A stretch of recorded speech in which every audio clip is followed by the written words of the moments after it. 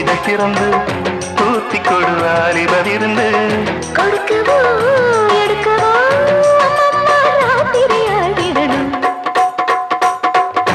சிங்கார கண்ணுக்கு மை கொண்டு வா நந்தலாலா ஏ நந்தலாலா